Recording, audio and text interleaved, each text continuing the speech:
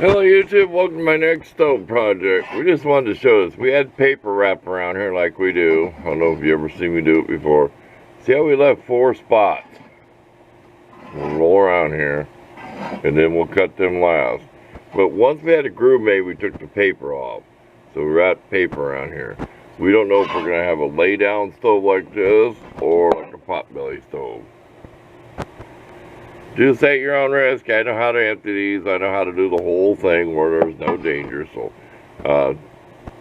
if you do this, I'm not responsible.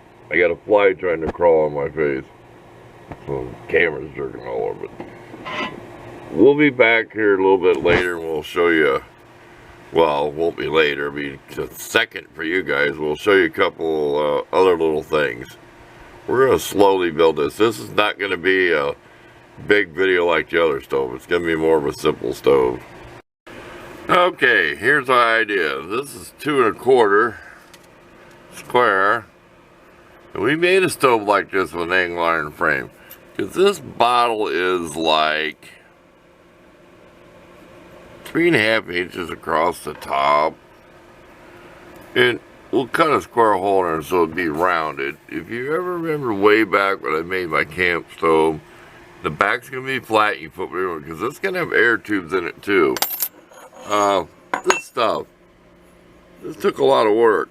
We had to cut our disc kind of at an angle like this to get the paint off. It's not really a, well, it probably is that baked on whatever they call it stuff. I don't know what they call it. You know what they bake in a powder coat. Well, it leaves some gouges in there, the cutter disc does. Well, we spent some time with our sanding drum. You know what they are. And we did a little extra on here just to show you. That's pretty nice. We're going to make angle iron out of this stuff. And while I'm on camera, this stuff is actually not quite 5/8 wide. You take like a 30 seconds off. And this takes a little bit of work because if you're going to cut this in the angle iron, you almost have to cut exactly down that diagonal. Say it's like this. There's the battery symbol. You have to cut straight down that. Or close to it. So it's not easy to do because you end up being jagged. But you will not see it because the angle iron will go in the stove. This part will come where the door's on, and then we'll cut this down. Okay, so this is only going to be probably like 1/4 inch wide, so the door overlaps. Because you got to figure, if I get around without knocking this down, you're going to go into a hole. You can do this. Find a piece. That has the inset into the tank. I watched a video today, the guy gave me credit. He made a stove, he made the frame like I did on mine years ago, and it's a video way back like 2000, who knows what. There you go. So this is how you do this. See how I cut the circle in the cardboard? It's just all temporary mock-up, what will fit. You make your frame, and then you'll set your frame, you'll see, then you can, if you overdo it, you're going to cut out or too far. So I had a way on my big stuff where I just cut and put a ruler in there, in the slot. See, this only has to be 2 1/4. I cut with a ruler till the slot's only 2 1/4. It go maybe 1/8 inch more. So you slowly fit that in there. Okay, we talked about that enough, but we have to in case somebody wants to make one of these. We got some dents in there where we put the punch in it. We have to hammer out. It's right there. We gotta do some body work. There. We tried our best. We should have a smaller punch. Like I said, if you don't know how to get the propane out of these and do this, do not do it. And don't just trust every video you watch either, because I do things different than what you might see in a video to get this. And it was rinsed out with soap and water, believe me. After I punched the hole, it had soap and water, enough soap and water in there to dilute any gas that was in it. So I can give you a couple of hints, but I'm not going to be responsible. Do this at your own risk. Okay, let's get to work. Okay, we got 2 pieces cut to pretty exact. We have our square, which we checked. It's really nice to have a disc sander. And this is pretty good for being a plastic thing and a cheapy slide.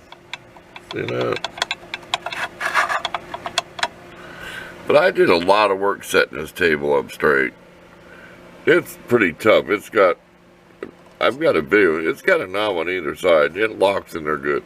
Once it's tight, you'd have to hit it with a hammer to get it off of adjustment. But no, they're pretty good. And then I'll run them through like 4 times. You know, I'll run it through and I'll flip it with my finger and then run it through again.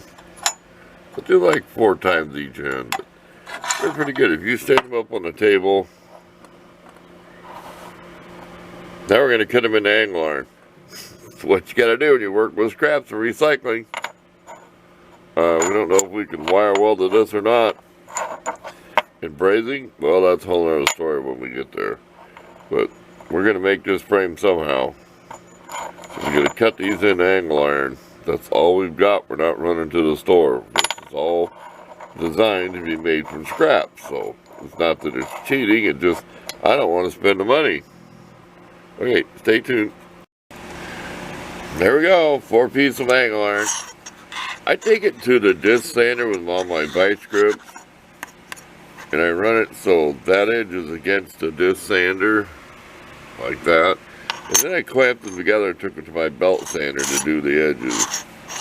So they're accurate enough. It's a stove, it doesn't have to be super, but they're all the same length. Width-wise might be a little different, like I said, because you're cutting down through the diagonal of it.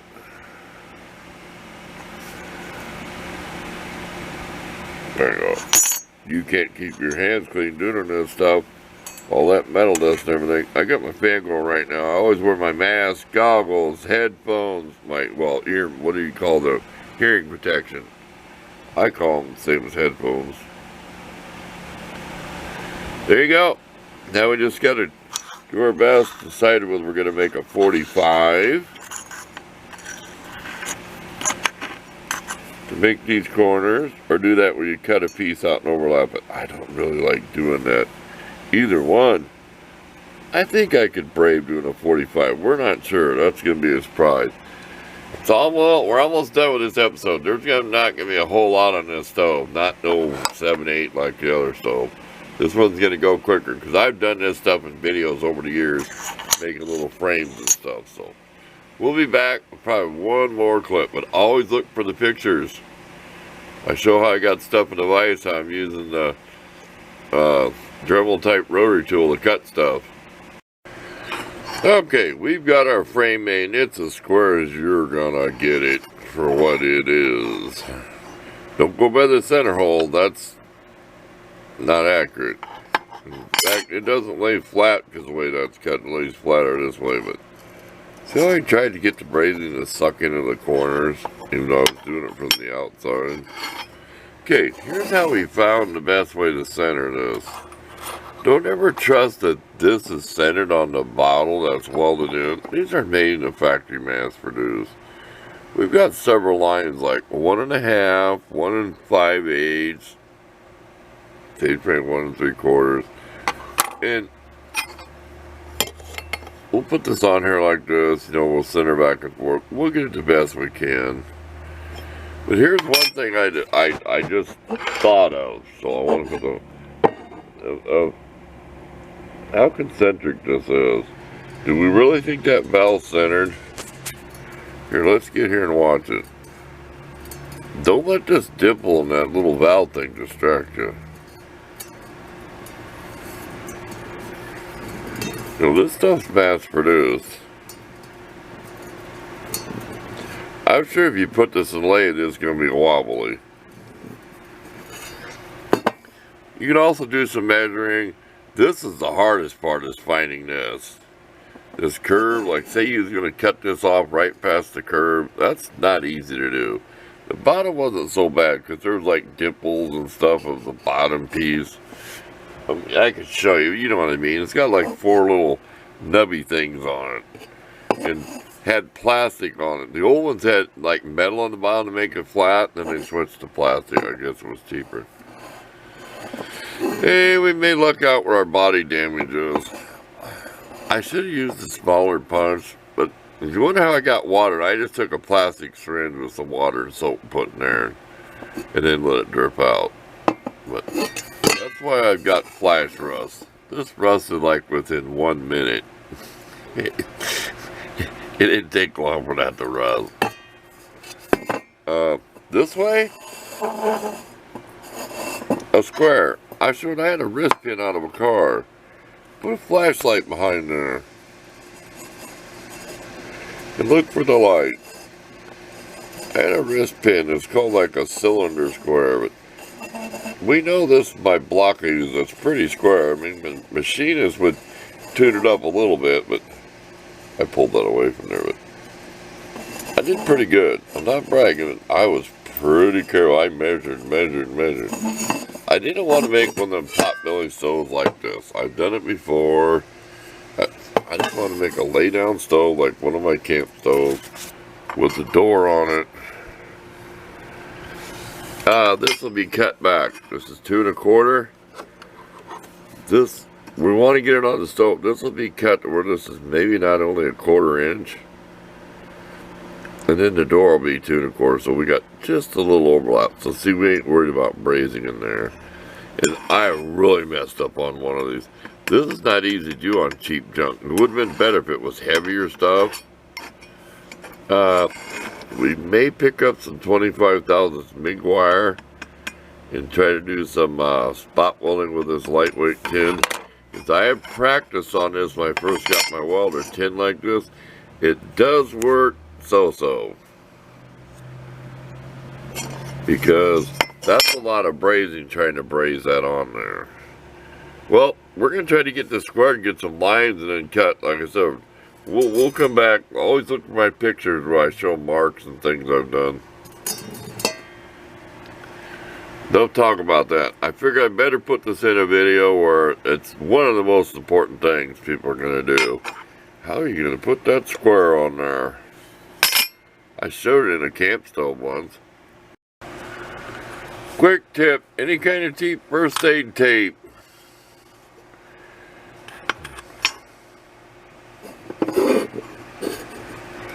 We're going to cut slow. Like I said, we'll cut slow.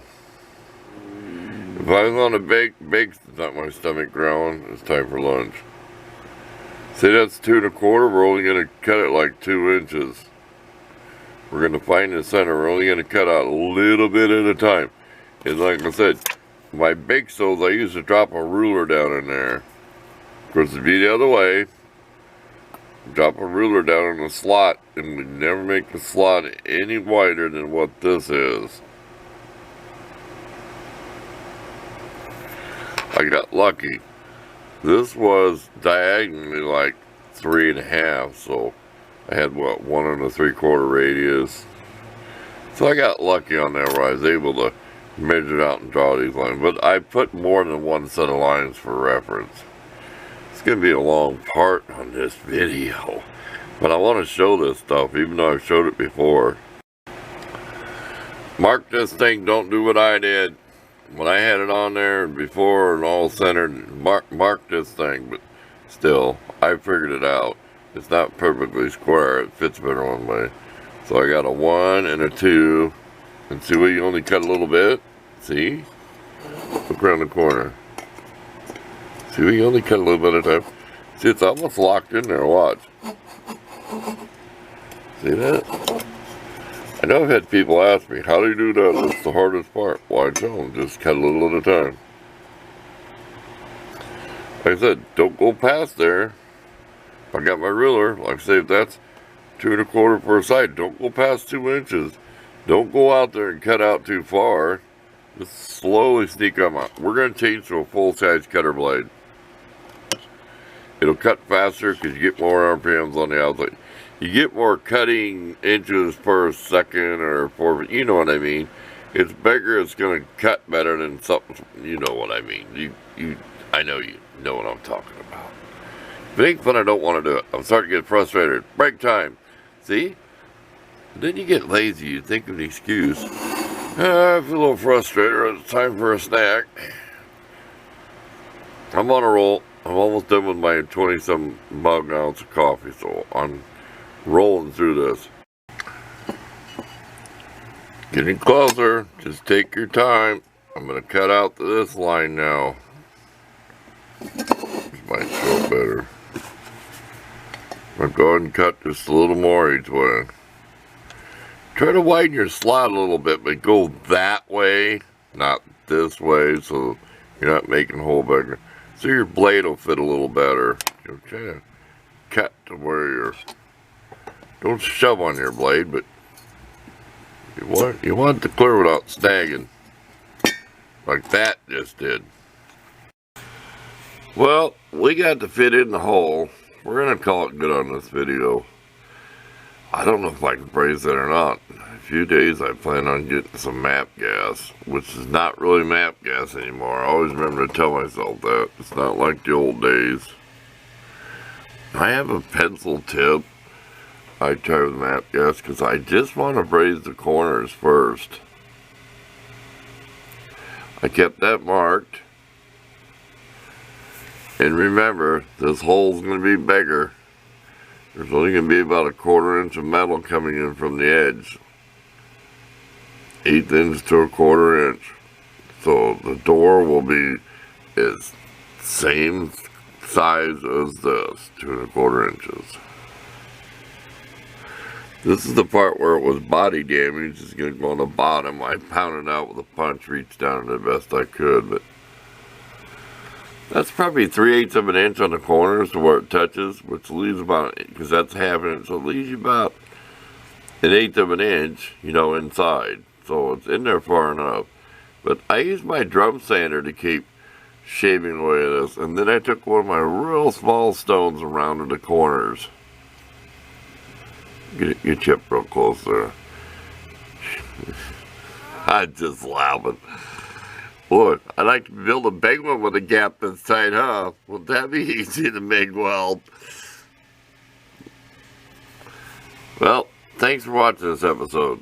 We're not going to have too many episodes on this stove. I've done some of this stuff so many times that you don't want to see me make hinges or the air intake. That's why I put a lot in the first one, because if I make any more over there, you just have to refer back to the other video, or I'll give people a link or something. But yeah, I was lucky that this was centered pretty good when I drawed my little lines out here. Had to get rid of some paint so I could see what I was doing. And then I marked the top. There you go. Thanks for watching. Look for the pictures, because you might see something that I did not talk about.